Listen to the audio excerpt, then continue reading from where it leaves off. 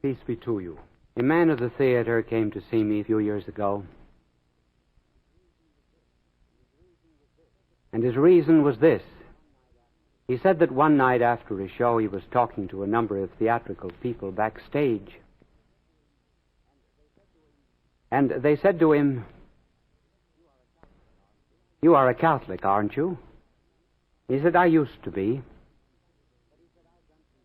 But he said, "I've done considerable reading in comparative religion, psychology, psychiatry, and metaphysics, and I had to give it up. Nobody could answer my questions." Someone said, "Why don't you go to Bishop Sheen, have him answer your questions?" So he said, "Here I am. And I have a number of questions I would like to put to you."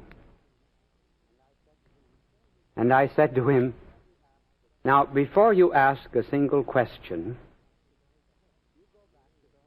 you go back to the hotel where you were living, get rid of that chorus girl you're living with, and then come back and ask the questions." And he threw up his hands and laughed, and he said, "Oh, certainly. I'm trying to fool you just like I fooled myself. That's the reason." I saw him not very long ago, and I said, "Well, you are still off the track, aren't you?" He said, "Yes, but I have not thrown away the map." Now, here was a perfect example of someone covering up conscience. And it is of conscience that we would speak. For conscience carries on with us a kind of an unbearable repartee. We are very different from the rest of creatures, regardless of how much we insist on similarities. What makes us different is that we can reflect, turn back upon ourselves. No stone can ever turn a part of itself on another part of itself. No page of a book can so completely be absorbed in another page of the book that it understands that page. But we humans, we have the power of looking at ourselves in a kind of a mirror. We can be pleased with ourselves. We can be angry with ourselves. And so it is possible for us to have tensions of all kinds which do not happen to animals. You will never in your life see a rooster with an Oedipus complex. You will never see a pig with an Oedipus complex. No animal ever has a complex. Scientists have induced ulcers, indeed in some animals, but they were introduced by humans. The animal left to itself, however, never feels this tension. We do. We feel a tension between what we are and what we ought to be. Between the ideal and the fact. We are somewhat like a mountain climber. We see the peak way up at the top, to which we're climbing, and which we hope to attain. And down below, we see the abyss, into which at any time we might fall. Now, why is it that conscience does trouble us this particular way, when it does not trouble the rest of creatures? Why is it we try to escape it? Think of how many abnormal ways there are of avoiding it. Sleeping tablets, alcoholism. These are just a few of the ways of avoiding this unbearable repartee. Then have you ever noticed how pessimistic some people become? They are always expecting rain on the day of the picnic. Everything is going to turn out to be a catastrophe. They know it. Why do they take this attitude? Because in their own heart and soul, they know very well that the way they are living and violating their conscience deserves some kind of an unfavorable judgment. And so they bring back that judgment upon themselves and are always awaiting the electric chair. Their judgments are influenced by this pessimistic attitude. Another psychological manifestation of avoidance of conscience is hypercriticism. The neighbor is always wrong. And have you ever noticed the letters that are sent to the newspapers? They begin with, "The trouble with my husband is this. I cannot stand my wife because my son is stubborn."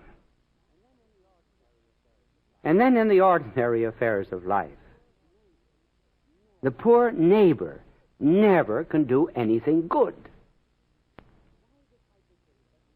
Why this hypercritical attitude? Abraham Lincoln once gave the right answer to it. He was going into a hospital in Alexandria during the Civil War, and at a time when presidents were not well known because Brady had not circulated all of his photographs. And as he went into the hospital, some young man running out bumped into Lincoln, sent him sprawling on the floor,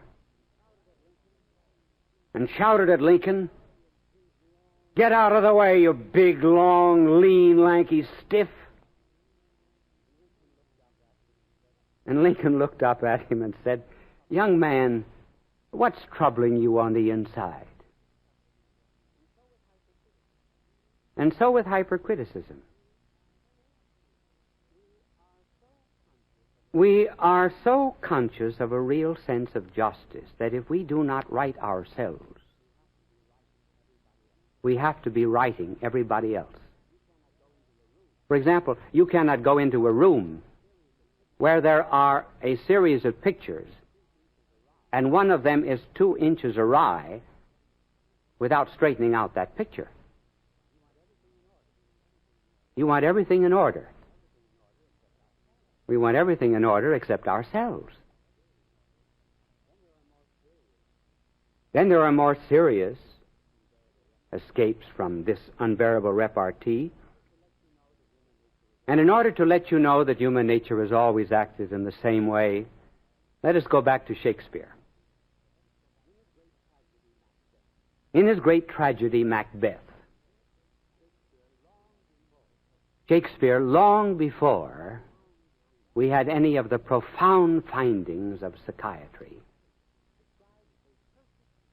described a perfect case of psychosis and a perfect case of neurosis. It was Macbeth that had the psychosis. Lady Macbeth, his wife, had the neurosis. You remember the story? In order to attain the throne, Banquo the king was murdered. Conscience bothered Macbeth so much that he developed a psychosis. and he began to see the ghost of Banquo. He imagined he saw him seated at a table. The dagger that killed the king was constantly before him. What is this dagger before my eyes? It was just imagination, but the projection of his inner guilt. And then note the great wisdom of Shakespeare in pointing out that whenever there is a revolution against conscience, there will very often come skepticism, doubt, atheism, a complete negation of the philosophy of life. And Macbeth reached a stage where to him life was just a candle. Out, out, brief candle. Life had no meaning. And so the petty pace creeps on from day to day. And all our yesterdays have lighted fools their way to dusty death. I tell you, skepticism, agnosticism, and atheism have not rational foundations. Their foundations are in the moral order. First, there was a revolt against conscience. Then look at Lady Macbeth. Her guilt manifested itself in a neurosis. And the maid said of Lady Macbeth that she washed her hands every quarter of an hour.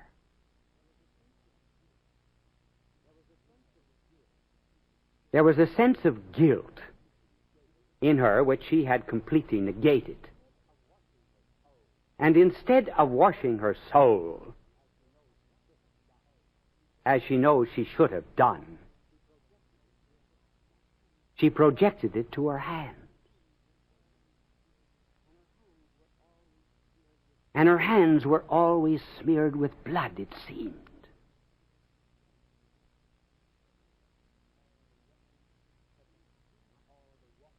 She said that not all the waters of the 7 seas were enough to wash this blood incarnadine from her hands.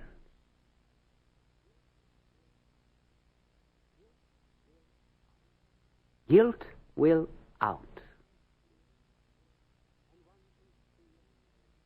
And one can see it when one knows souls well, so very easily. I was once instructing a young woman, and she had finished on tape and on records, not these, but others which I had made before. She had finished about 15 hours. And after the first instruction on confession, she said to my secretary, "I'm finished. No more lessons. I do not want to hear anything about the Catholic Church from now on." My secretary phoned me, and I said, "Ask her to finish the other 3 on the subject of confession, and then I will see her." I saw her at the end of the 3, and she was in a veritable crisis. She was screaming, shrieking, "Let me out of here! Let me out of here! I never want to hear anything again about the church after hearing this talk on confession." Well, it took about 5 minutes to calm her down, and I said, "Listen, my good girl, there is absolutely no proportion between what you have heard and the way you are acting. So there has to be something else.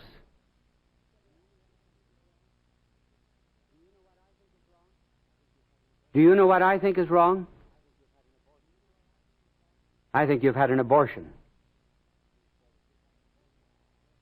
He said, yes. So happy that it was out. Now see how that bad conscience came out? An attack upon confession, the truths of faith. That was not the problem. Very often, we will find that an attack upon religion satisfies for the moment this uneasy conscience. Now, what does this conscience mean? What significance has it for us? Well, conscience is something like the United States government. The United States government is divided into three offices: the legislative, the executive, and the judicial. The legislative, Congress that makes laws. The executive, the president, who witnesses to the conformity of law and action. And finally, the Supreme Court, which judges that conformity. Now, we have all of these inside of us. First of all, we have a Congress. There's a law inside saying, thou shalt not. I might interrupt myself for a moment to define conscience very simply as conscience is that which makes you feel good after. And wrong is that which makes you feel bad after. So we have a law. Thou shalt not. Where does this law come from? From myself? No, if it did, I could do away with it. If I made it, I could unmake it.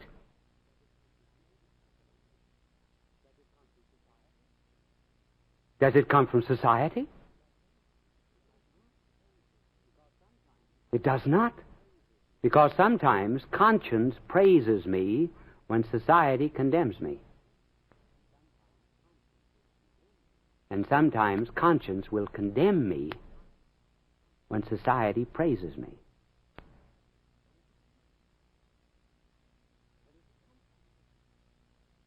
Where does it come from then? If not from myself. Where then does the executive side of conscience come from? It too judges whether or not I have obeyed that law. It says, I was there. I saw you. And though others will say, oh, pay no attention to it, one knows very well that one must. And one also knows the motives that inspired the act. And finally, it judges us. And if, therefore, it praises us for certain actions, and we feel somewhat the same happiness and joy that we would from being praised by a father or mother,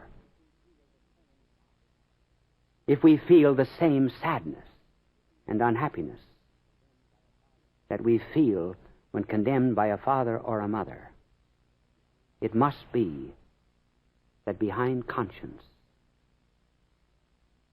is some person, the divine thou, that is the standard of our life.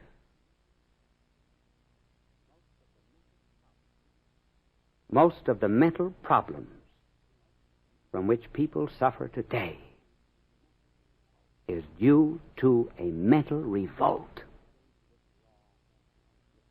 against this law which is written in their own hearts. And how often, just as soon as people return again to conscience, peace comes back. Happiness. Life is very, very different. And that is what we are after. Peace of soul. Therefore, this unbearable repartee is only one side of conscience. It is the conscience that tells us when we do wrong, so that we feel on the inside as if we've broken a bone. The bone pains, because the bone is not where it ought to be.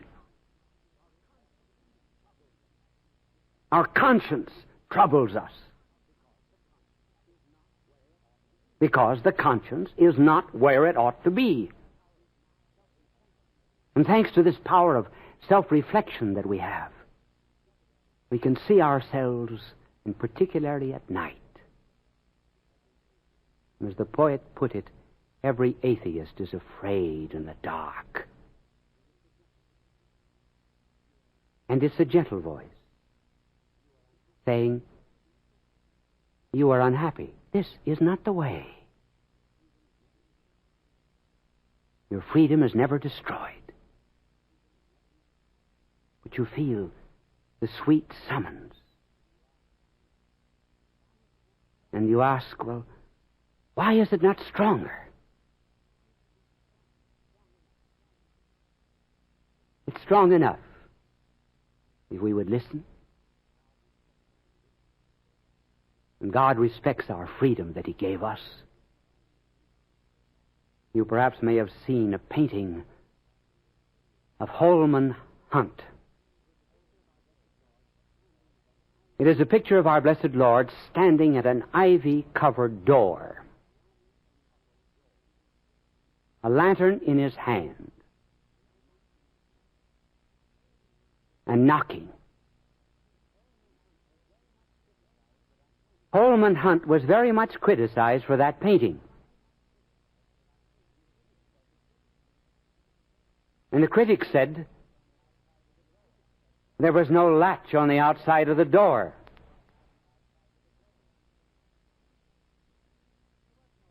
That was right. There was no latch on the outside of the door. It was conscience. The door is opened from the inside.